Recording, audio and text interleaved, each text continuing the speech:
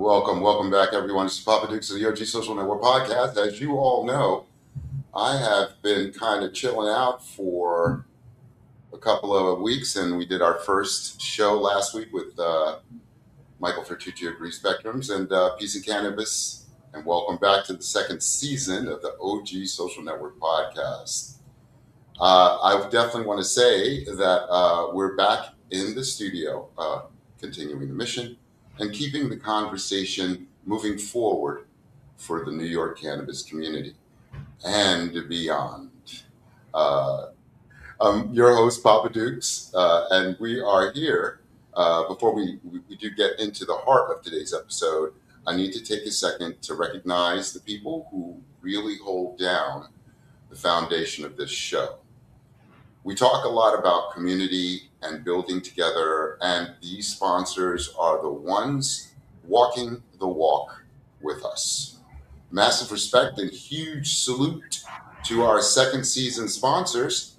NYC Cannabis Exchange coming back for the second season as an executive producer. Thank you, Mimi Souvenir. That's NYCC, New York City Cannabis Exchange. Also, a big shout out to the Network, Proteus 420, Silk Road, Jadestone Cannabis Branding, Green Spectrum CBD, Wepa Distributors, and Myers Security.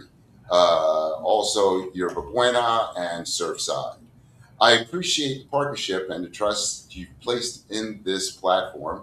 Also want to personally thank our producers for their vision and for keeping the wheels turning beyond the scenes. Dr. Joan R. Cartwright, Sean Gant, and Sohan Bashar. Thank you for the dedication and the work you put in to make sure that the voices are heard. And to the followers, fans, and family, thank you so much for riding with me. Now, let's get into the conversation.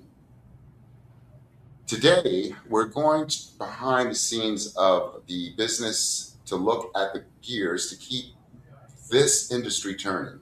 We've got a heavy hitter in the building, Philip Martin, the president and chief operating officer of LuvBuds. Phil's veteran with over 25 years in the game, and he's the mastermind behind the VMI model that's helping retailers stay lean and profitable. We're talking supply chains, inventory secrets, and the future of how we buy and sell. So I want everyone to welcome Phil Martin to the show. How you doing, Phil? I'm great, Michael. How are you today? All righty. How's the weather out there? You're in Colorado, correct? Beautiful today. I don't know how it'll be in an hour, but right now it's beautiful. Right now, yeah, I know. We've been having the late spring showers and summer's coming in, so now we're getting this humid weather and stuff, and we are definitely having a great time enjoying the spring. But I do have some major questions, and especially for entrepreneurs who are getting into the retail cannabis industry in New York State. We know Colorado's been doing it for at least over a decade now, right? That's correct. Right. And so New York is our third season, I believe, and we're really kicking ass on the year-end income we've been making, but at the same time with concerns about 280 and taxes, and we're, the retailers and cultivators and processors are all being just literally just destroyed with not being able to have the same benefits mainstream businesses have. Sure. So, with that being said, we have dispensaries that are about to open up, and I want to know, and they all want to know, who is LuvBuds and what does LuvBuds offer? Yeah, awesome. I mean, LuvBuds, we're a veteran here in the accessory space. We've been in business for over 10 years, which gives us a pretty good advantage over some other of our competitors. We do not partake in any of the ingestibles, so we strictly focus on accessories. We're a data-driven company. We try to be more of a partner than a distributor. Anyone can sell you boxes of things. right? But it doesn't do any good if it's not selling through. And for us, we've got the data to show what sells in California versus what sells in the New York market.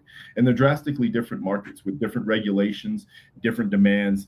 And so understanding that and putting the right product in the right location is something that we've kind of mastered and put through all of our pitch decks, which is, again, sell through. How do we increase your basket size? How do we increase your profit margins? We're here to partner and create a partnership and change the industry. The VMI model that we are pitching, and we're in pilot right now with multiple MSOs, it kind of sounds crazy at first, and I think the best way I can describe it would be a gas station. In a gas station world, they sell gas. And then someone said they're going to put, convenience sodas and chips and things like that in a gas station. Well, they don't place purchase orders for those things. There's a VMI that comes in with the truck. They fill everything up. They hand you an invoice. With that invoice, they then manage the category, and they know what sells and where to place it and how to merchandise it. And that's what we're trying to bring to the cannabis space. To really put it in perspective, we're trying to separate ourselves from just your average box distributor into a true partner that offers full services from supply chain to custom work to full VMI. So that's who LuvBuds is. And like I said, we've been here for about 10 years, and it's been a fun ride. Well, I see that you do offer so many accessories that can be customized to that person's brand. I mean, to that company's brand, correct? That is correct. And how long you've been doing this for 25 years? What changes have you seen since you've been in the industry?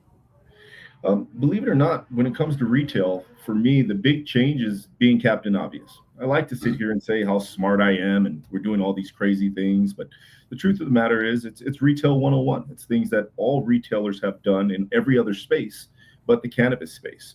And so the big change that I've kind of seen recently and why we've taken this approach is the smoke shop business. Our government, as everyone knows, has been cracking down on vapes and nicotine and different forms of kratom and other things that a smoke shop may sell, which is causing the smoke shop industry to kind of go away. If not really go away, at least they're shrinking dramatically. And as you do that, we're seeing a shift. The beginning of our industry, the game strategy, I believe, for all smoke shops, if you got a smoke shop license, was to place your store next to a dispensary.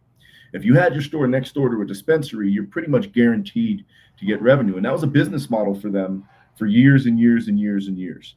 And what we've done and what we're still trying to do, and we're seeing a change of, is go, you go to the grocery store to get milk and eggs. Do you always go to the butcher to get your meat, or is it just convenience? And with today's fast moving, slide up and down, how can things become more convenient? So for our particular space, we're just starting to see a lot more interest in keeping the funds in the dispensary as compared to saying, hey, go to Bob's Smoke Shop across the street, you can get a bong.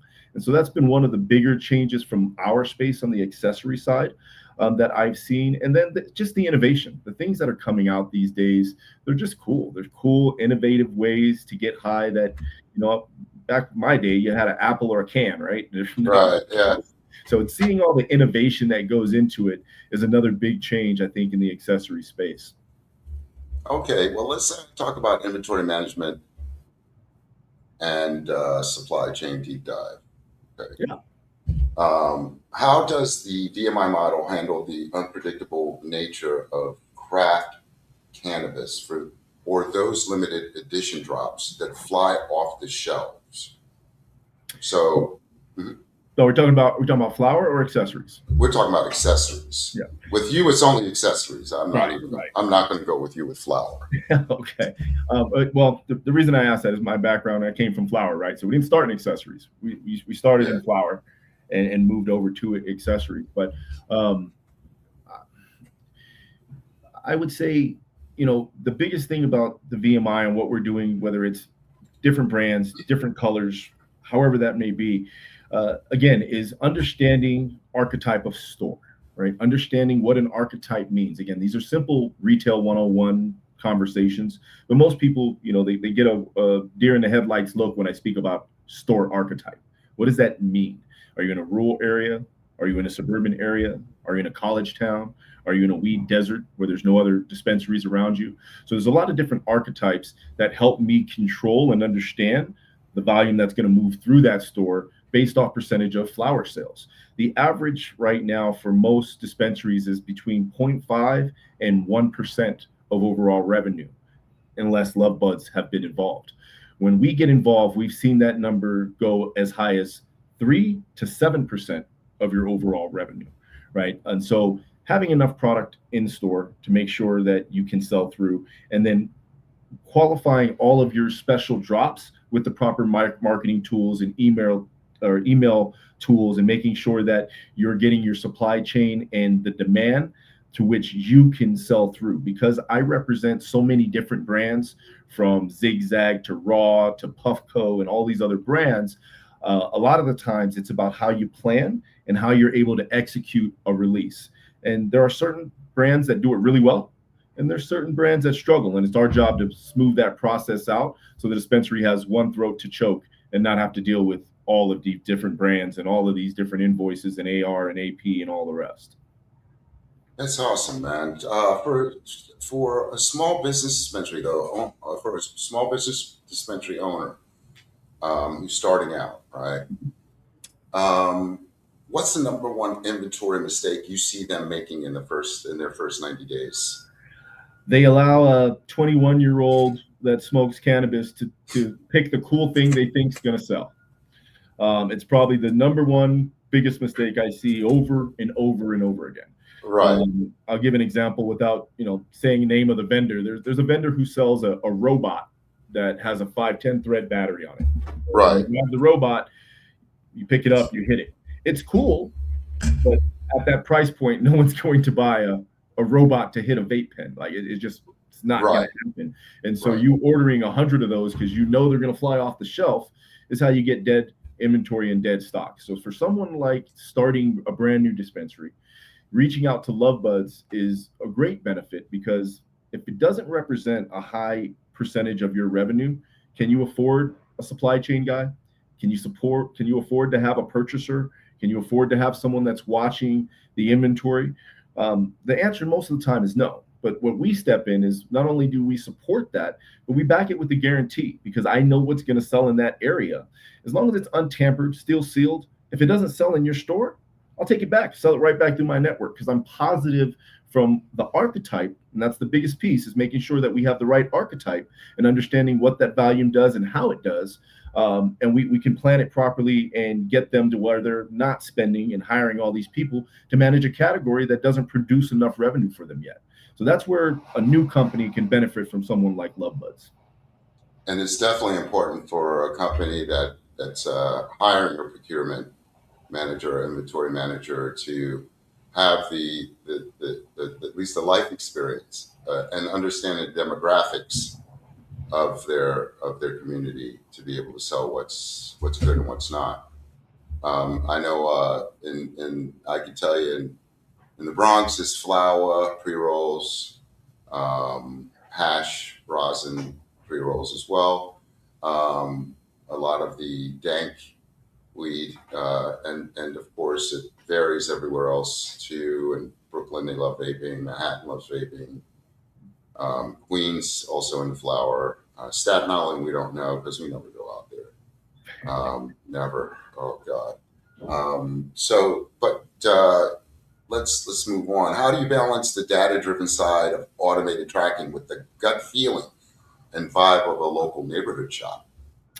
We don't do anything by gut. There's no such thing. I've got data to prove what this thing does. I mean, there's such thing as blind faith, and then there's proven faith. We ride on proven faith. I'm not here guessing in any way, shape, or form. We know exactly what's going to sell. And like I said, if it doesn't, we'll happily bring it back into the network and put something on your shelf that will sell. And by doing that and taking that approach for the last few years of the business, we've been able to identify and fine tune what these archetypes are and what the growth is. Another big mistake that a lot of dispensaries have made with accessories is they've chosen for some reason to put them behind a glass and treat them like $50,000 Rolexes. They're not. They're $10 pieces. You got to put them in your hands. It's the pet the puppy model. When you get to pet the puppy, you want to keep the puppy. And so the idea is to make sure that we're putting displays and retail merchandising where while someone's standing in line waiting for their eighth, they can grab a bong, they can grab some zigzags, and put their hands on lighters. What we have found is the biggest pushback is, oh, well, they're going to steal from you. We're going to have a lot of shrinkage. We've seen very little shrinkage due to the fact that most people don't want to steal from their drug dealer. They know they're coming back next week. Like, not very often do they're coming in there to steal a $5 or a $10 piece. So for those reasons, we've noticed that, again, impulse buys. It's you go to the grocery store, they have your bubble gum, your candy, all that right at the end. It's the same thing, right? When you're at the register, I want to have my $5 pipe, my $10 pipe, my $10 bong. All of the quick grab and go impulse decisions will allow you to build your basket. If we can get every basket size to increase by $5, $10, it's a huge win for us, because over time, they'll now start to understand that this is available here. And that's the transition. Because again, everyone thinks I go here to get my weed, and then I go to bodega or I go up the street to the smoke shop to get my accessories. And changing that mentality takes time. Mm-hmm. I understand. So with the VMI breakthrough, the model that you've put together, and VMI is vendor managed inventory, everybody, just in case, everybody, because up here, everybody's dyslexic. They be thinking it's VIM, the jean store. Right. But for operators listening who are struggling with empty shelves, can you explain exactly how VMI takes the guesswork out of their hands? Again, I have heat maps generated for every part. So I can tell you that in this particular part of town, in a suburban area on the East Coast, it's crazy how cannabis works. Colorado was first, and we saw how that trended. And then as all the other states kind of come on board, or Oregon, and that was, early days, you see how it trends from the infancy stage up into, toddler and teenage. And it's the same thing in business. You'll see in the very beginning, very generic. When you first start out, papers, lighters. And then after a year or two, it's the hidden vapes. And then after that, it's very, very timed in how long the space has been open. And it allows us to kind of go, okay, I know this is going to sell next year. It's not selling this year here because they don't know that it's here yet. It hasn't caught on just yet. As you said, New York's very flower heavy. Not a lot of big concentrate, fancy devices and things like that are there yet. But within the next year or two, I think you'll see more of a push, because my data tells me that's how long it took in Chicago. That's how long it took in Ohio. And as I see these things, I'm going, these are the trends I can now follow. And with today's technology, AI, and the smart people I have working for me, we're able to put some predictive analytics. Are they right all the time? They're not right all the time, but that's the beauty of the program. If we're wrong, we're going to help you make it right. We want to partner. We want sell through. Nobody wants dusty accessories on their shelf. Mm-hmm. I know. Yeah, I've seen. I will tell you, the concentrate sales have been really going up here, and it's the younger generation that are really. And I went to a dad party once, and I held my own, but it took me 4 days to recover. I don't understand how anyone could do it every day, but they love it, and it's kind of good. It's I've tasted some great concentrates, and I'm with you, Michael. Same here. Yeah, I look at concentrates like I look at tequila shots. I drink beer, but I'm not drinking shots all day, right? So I have to function. What the fuck?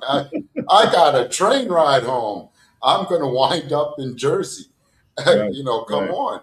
on. But it's in Europe. I came back and did cannabis in April.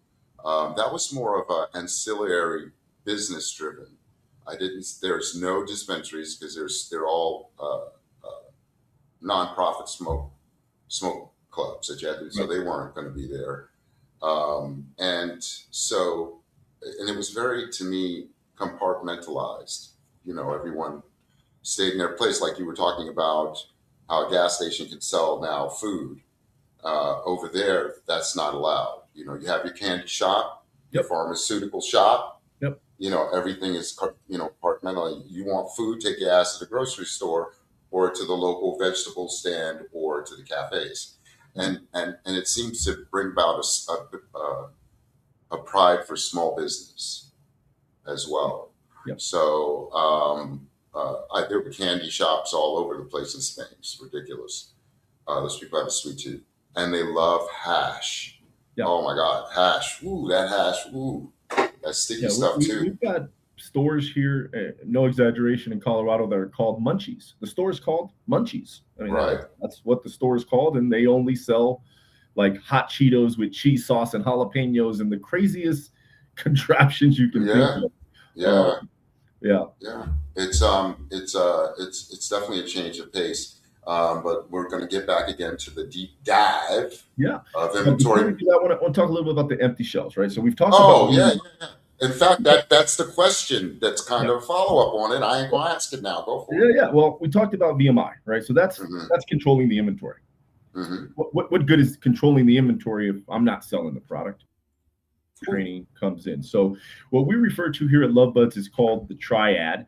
And the triad for us is visual merchandising, bud tender training, and inventory management, right? That's the three metrics that we have to have to incentivize bud tenders. And so what we're doing now in the background, I'm creating what we call the Love Tender, where a bud tender has an opportunity to sign up within our program. And with our sell-through and management of VMI, I know what's selling to what user ID in the POS. And we create competitions where you have the best love tender or bud tender of the month or of the week, where they're able to accumulate, think of Chuck E. Cheese tickets. They accumulate these points. If you increase your accessory sales by 10%, you'll get 100 points. After so many points, you can validate those with our company and get you a $400 Puffco that you probably wouldn't spend your money on, but you've built enough points to buy. You get yourself a high-end student glass that you probably wouldn't have normally purchased. And so now we're trying to get directly to the employee to say, hey, there's only a few things you need to ask, and that's, how are you smoking your weed? What are you doing? And if you're smoking flower, you probably don't want to sell them a Puffco.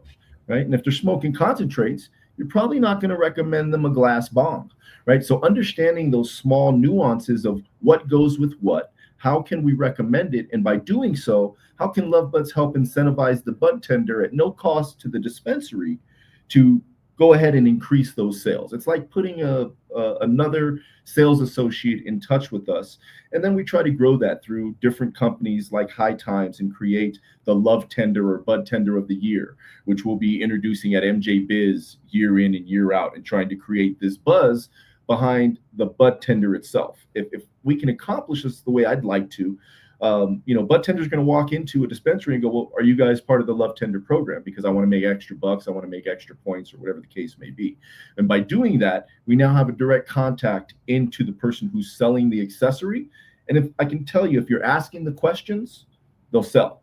The problem we've seen is you go into 100 dispensaries, they'll ask you a question about accessories once if you're lucky. Mm-hmm. All right. Well, we're going to take a commercial break. And we're going to continue on because that was the question about triads. And you totally hit it on the button, my man. Totally appreciate it. We're going to talk about supply chain logistics right after these messages. New York City Cannabis Exchange, your trusted cannabis dispensary, right here in your neighborhood. Convenient, secure, local.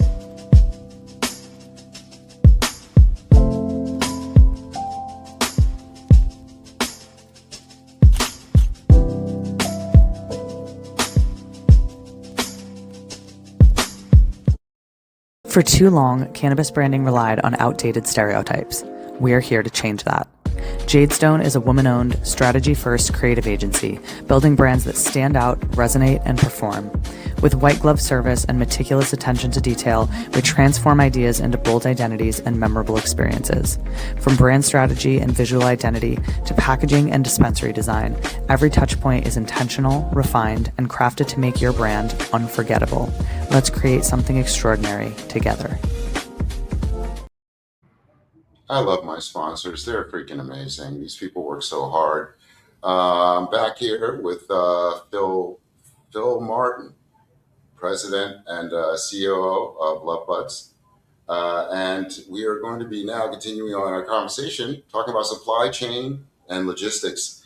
Yeah, and with that, with the interstate commerce still a major hurdle, how does LuvBuds navigate these fragmented state by state supply chains so smoothly? Well, I don't have the same regulations that cannabis does, right? So I've got other regulations that I have to follow as far as the PACT Act and what's regulated in like a Florida market versus a Colorado market and what can be targeted towards kids and not kids. So there's certain SKUs that can't be sold, but for the most part, I don't have the same regulations that a normal cannabis company would have. So I can ship from Alaska to Puerto Rico with really not too much headache outside of the PACT Act, which is basically an age verification that says we're not selling nicotine vapes to young children. Okay. And since we are a B2B company, we are only wholesale. I do not sell direct to consumer. And I'm mainly in dispensaries. There's no one who's allowed to work in a dispensary under 21. So we fly under the radar there and don't have as many regulations as a standard cannabis company. You got it. What's your best advice for a brand trying to forecast their needs when consumers taste? Well, their needs when consumers taste in this industry change almost every week. Let me rephrase it.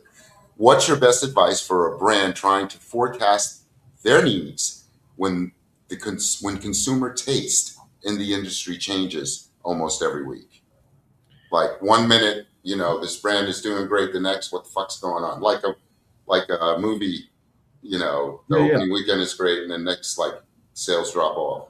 Yeah, the best thing my best advice I would give people, there's certain brands who do it really well, and there's other brands who struggle. But the best advice is you can't get stuck on your own idea.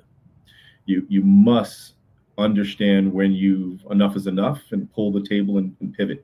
You've got to make sure that you have your finger on the pulse and be very intuitive and inventive. Like I said, this space right now is coming out with a bunch of cool things in the accessory line. And those that are not coming out with new products, they're falling behind. Even the OG quote unquote accessory brands, they've got to get inventive. They have to bring out new product. And if they're not bringing out that new product, their growth is not, you don't see the growth that you would see, for those that are. So staying ahead of the curve is important. And again, I think not drinking your own Kool-Aid too much, understanding that feelings are feelings, but numbers are numbers. And numbers very rarely do they lie to you. I don't know if this applies, but how has the explosion of delivery-owned models changed the way you think about wholesale logistics and distribution? When you say delivery? Well, what I mean by, I think this probably question does not apply to you in a sense, because this is more for those that handle cannabis. But have you had any distribution issues or Yes. logistics issues? Can you explain like what I would expect? Say, I'm about to order from you. Store's opening. Shit happens. Yeah. I mean, right now we put ourselves in a position where we run by the 80-20 rule, right? So 20% of my inventory should support 80% of my customers, and the rest of it kind of fluffs and pulls through. So I've got to do my best to make sure that I'm always in stock in what we're going to call the core business. And as long as I'm always in stock in the core business, I can't have enough of those products because they're going to move from our standpoint. Now, the supply chain has been dramatically affected in how you plan things. The minute the war took place and gas prices started to do what they're doing now, I am no longer able to air product overseas. I'm no longer able to get something here in a quick period of time, just due to the gas prices and inflation on those prices. Now I have to plan 6 months ahead, where before I only had to plan 3 months ahead, 2 months ahead. Now I'm planning 6 months, 9 months ahead.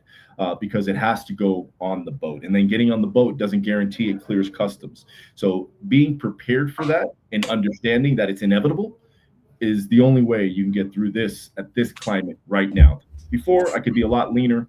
I could just air in product. We're no longer able to do that in today's market. Okay, all right.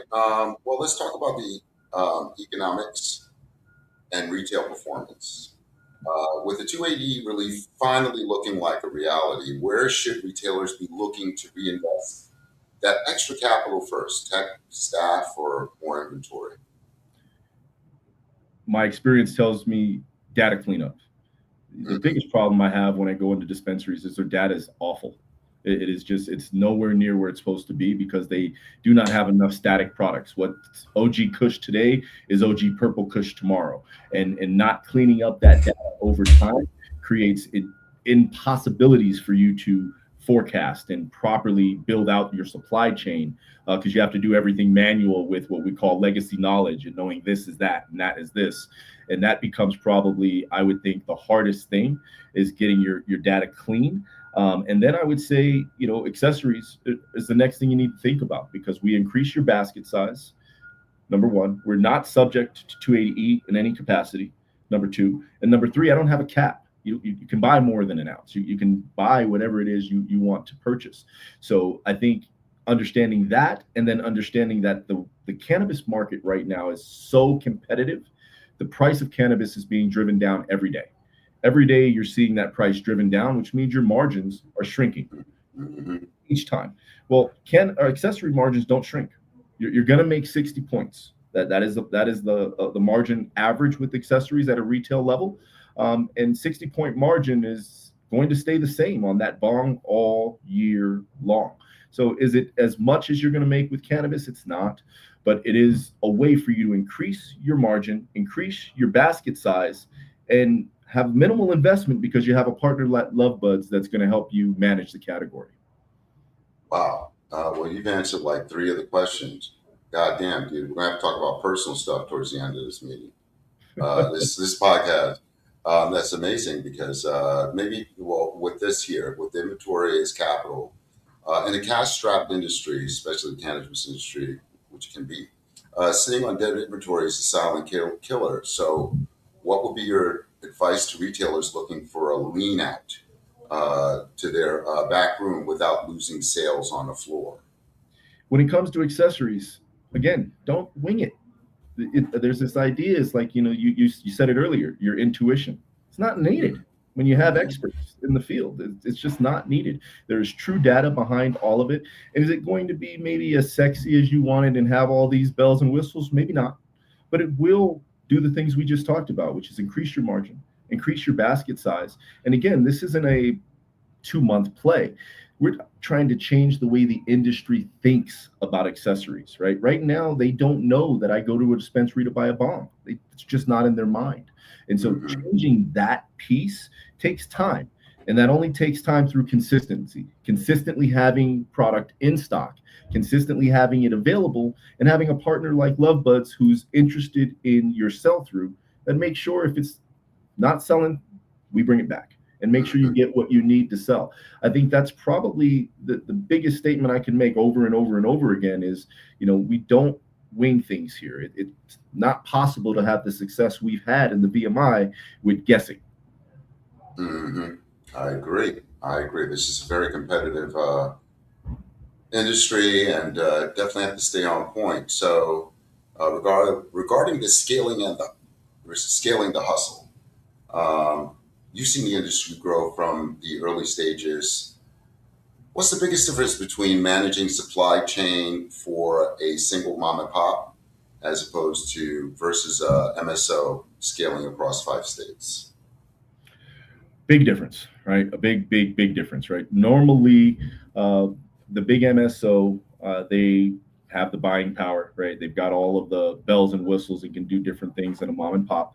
But they also bring, and it's sad to say it this way, but they do bring some professionalism to where some of the smaller mom and pop shops struggle with getting proper POSs and investing in the proper inventory management systems and investing in the right people.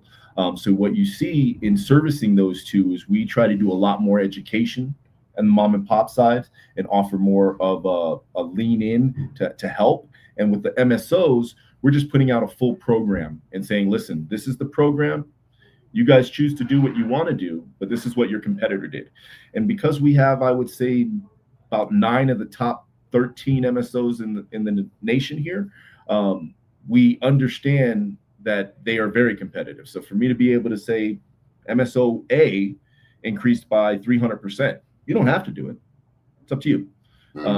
It pretty much sells itself. Whereas to a mom and pop, I now have to change that approach and say, listen, we got to build your archetype. We've got to understand who you are. We've got to build you a space to where everyone understands you're selling accessories, and how can we help you do that? How can we support you through marketing processes, through trade shows? What can we do to help promote that business? And so getting them in line and understanding that we will keep us mom and pop much leaner than I'm going to keep an MSO, because the MSO is going to sell through and it needs to be in store constantly. As to where mom and pop, I can get you delivered, in the day or two from wherever I'm at. Where MSOs, I'm delivering 100 stores, right? So it's a much different pull as far as the supply chain is concerned, and it's a different relationship. But at the end of the day, they're all relationships, and we want to be partners with everybody, mom, pops, MSOs. The MSOs have taken over, at least the state of Colorado. They've taken over completely, and you're seeing more and more and more of that, especially after the rescheduling. We've seen a tremendous amount of activity around large MSOs just gobbling up the small mom and pops. Yeah, that's the issue we're having here in New York State.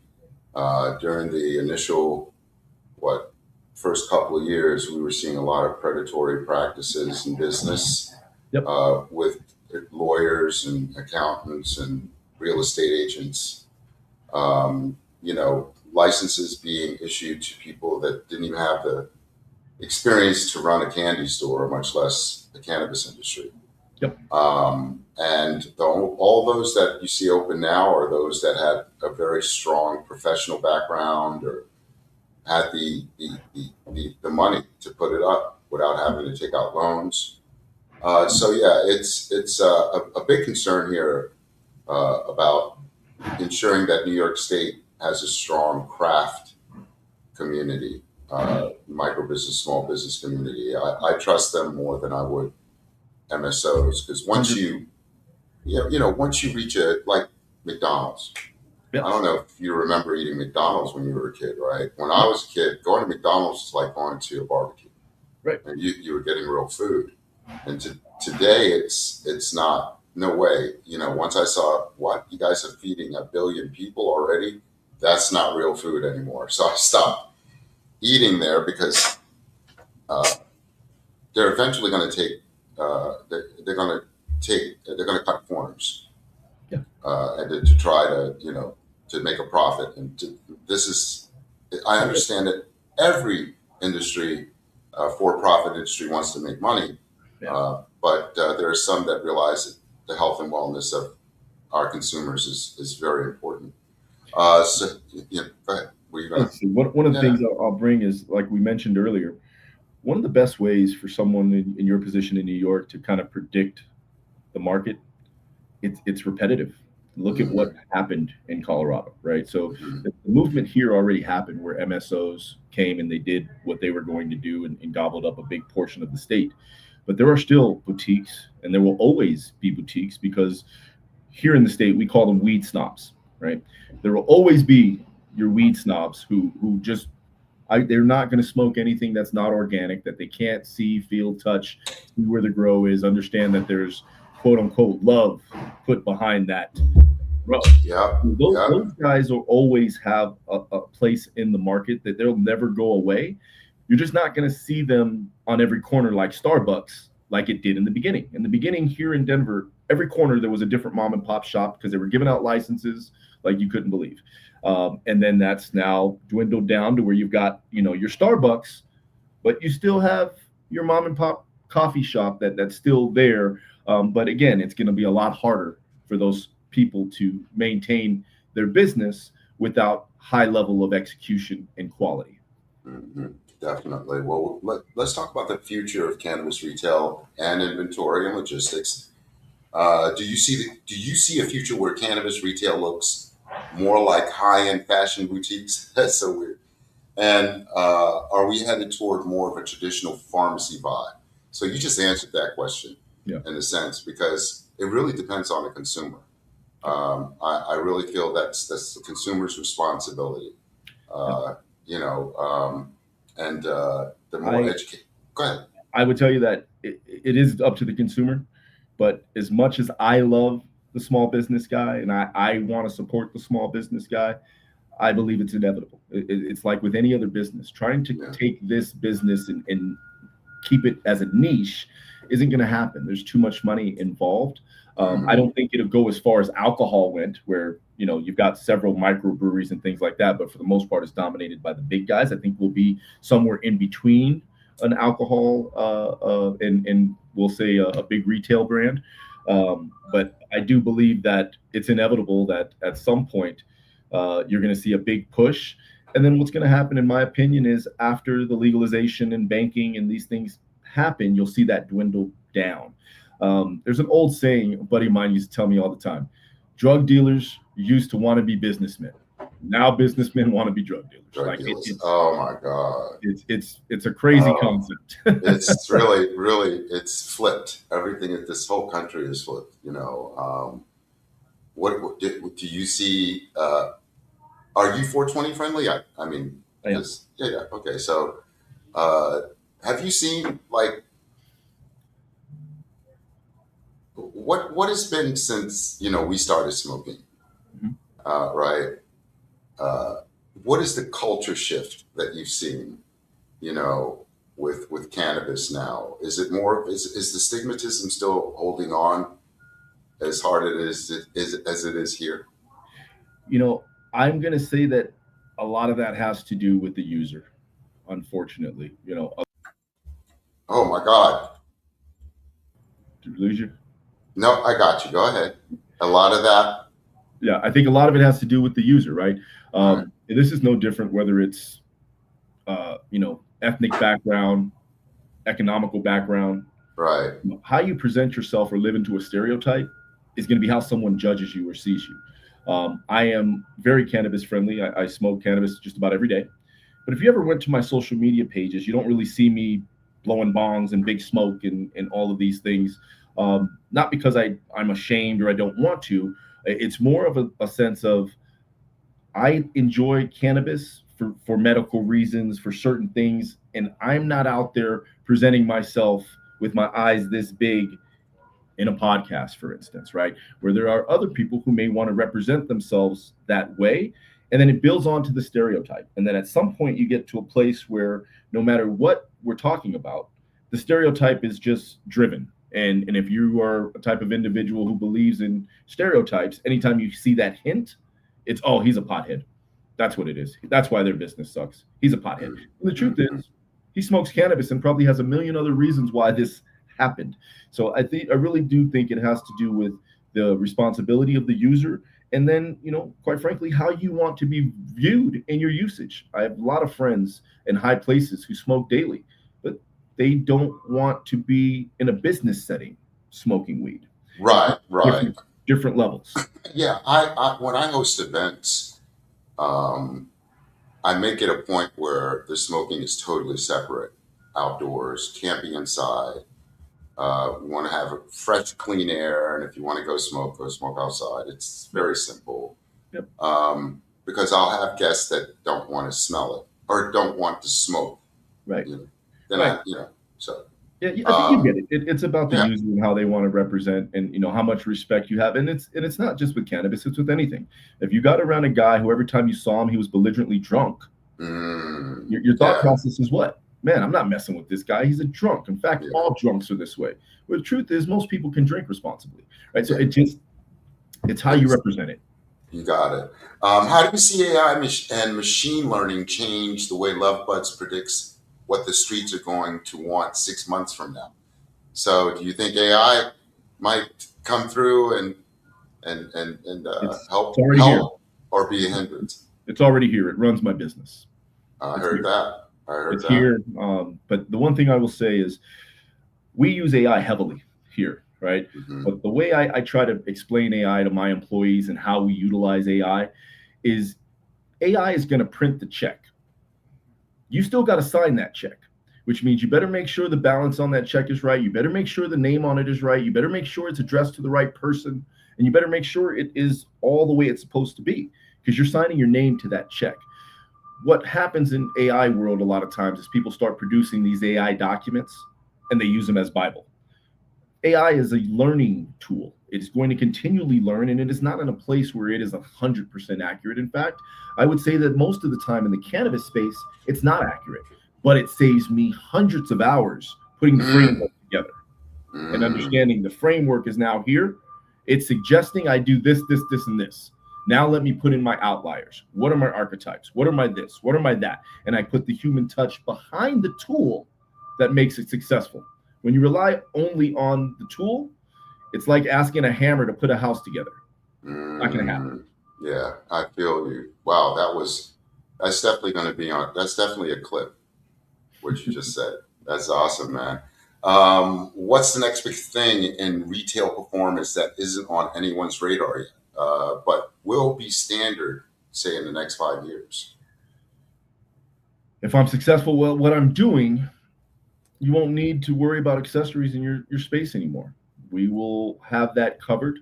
We will not only have it covered, but we'll be able to put analytics together. One of the things with us that makes us a little different than some of the other companies, I can get traditional bank loans. Others can't. I can bank normally and get standard banking where others cannot, which puts me in a place where, again, I can offer terms to the larger MSOs. And when you get to be a larger MSOs, your terms get up to, $500,000, $1 million terms.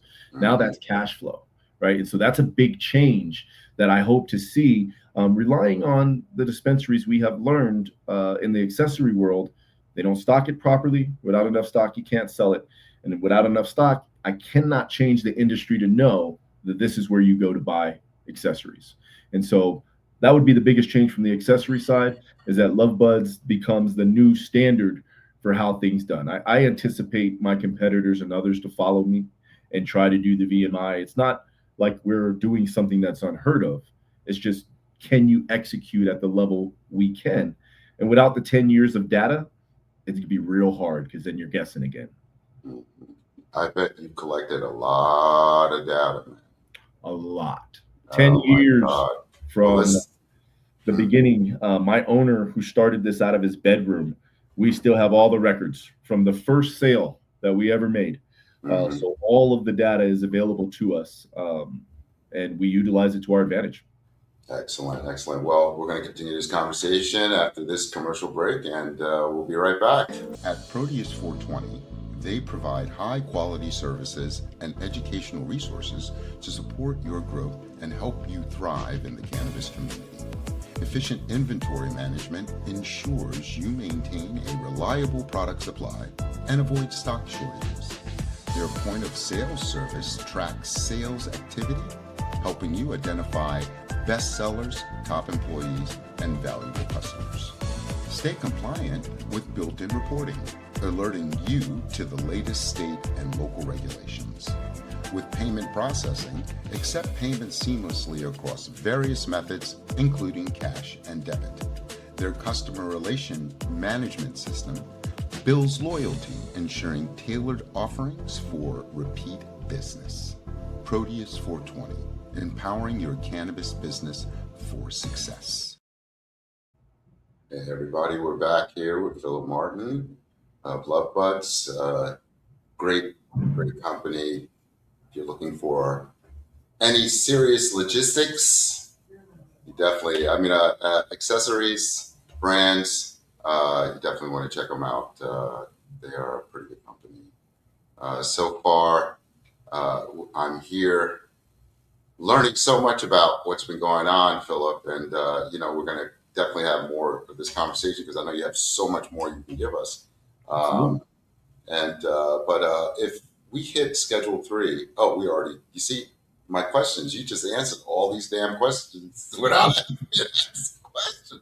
Because that's the one thing we're concerned with Schedule 3. If and when it hits, the market will be flooded with the MSOs, ROs, and then it'll be a fight. And like you said, it's not a niche business. This is a huge industry. and we have to remain competitive and educated consumers to get the right uh, products and services coming into our communities. So what are you, sativa, indica? You know, Fortunately, I have a brain that doesn't shut off, so I need indica to turn this thing off right? and lay down and actually just end of the day. I'm not a big concentrate guy. I am a old school. I don't do blunts. I'm a joint, only Joint, smoke yeah, joints. That's yeah, it. yeah. Very very old school guy that way. But yeah, I enjoy a nice whiskey, a nice joint at the end of my day. It's kind of how I settle down for sure.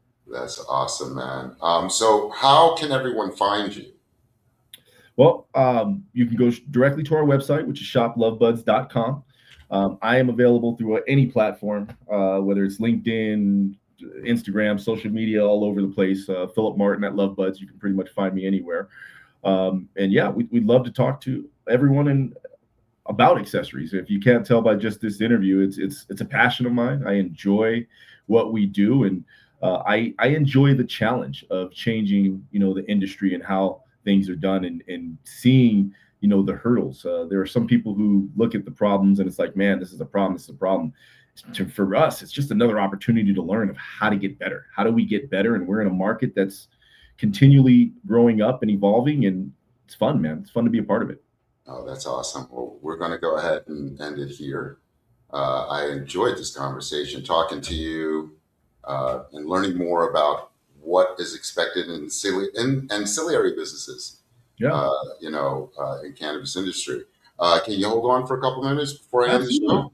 Excellent. Absolutely. No worries. So I'm just going to take you off the stage for a minute. And I want to thank you so much, Philip Martin, President and Chief Operating Officer of LuvBuds. He will be back on the show, like many of my guests, to continue conversation and talk about the cannabis industry and ancillary businesses that support the cannabis industry. I am going to give me 5 minutes. Let me end the show, and I'll be right with you. Okay? Sounds good. It's been my pleasure. No worries, my man. So I want to thank everyone. It's been such an amazing day. We are some announcements that I wanted to add real quick that you all need to know about. One, as I said before, um, we have New York City Cannabis Exchange is back. They are going to be an executive producer for this season. Their sponsorships really helped us push the show to continue on. We're having a 4th of July at Nice in Jericho Turnpike. Is at 24809 Jericho Turnpike in Belrose, New York. It is going to be from 5 to 10, barbecue, cannabis 420 friendly networking event, consumer event. Everyone needs to come.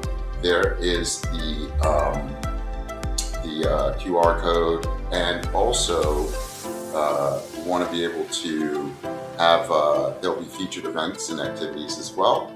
And that music, come on guys, just come on down. I'll be there July 4th hosting a podcast.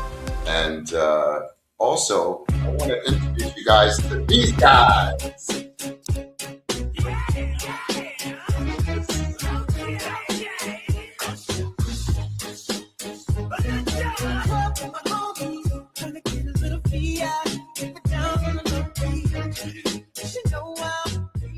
Yeah, these guys were amazing. This is DJ and Brittany. They're the street team for Nice, and we had an amazing. They are going to be out and about hosting events, and I want to give you all this right here.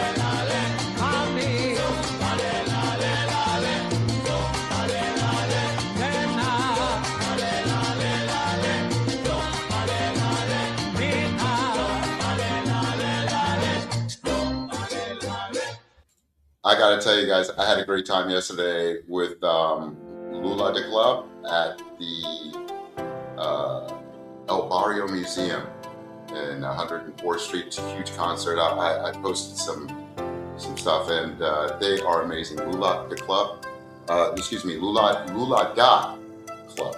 All right, and we're going to have interviews with them soon. I'm scheduling with their agent to get them on the show. And I want to thank everyone so much. Thank you so much for this cannabis trip, my sponsors. Excuse me.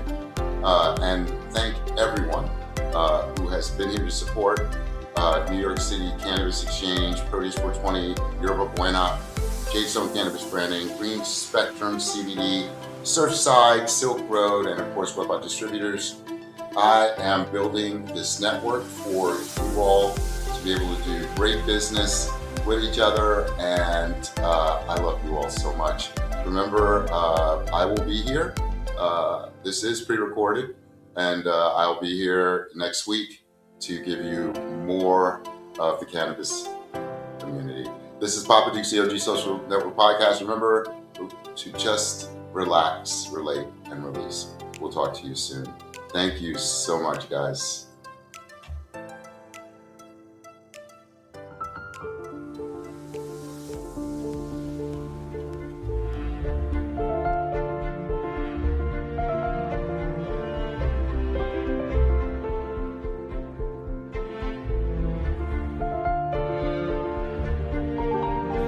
The OG Social Network podcast is sponsored in part by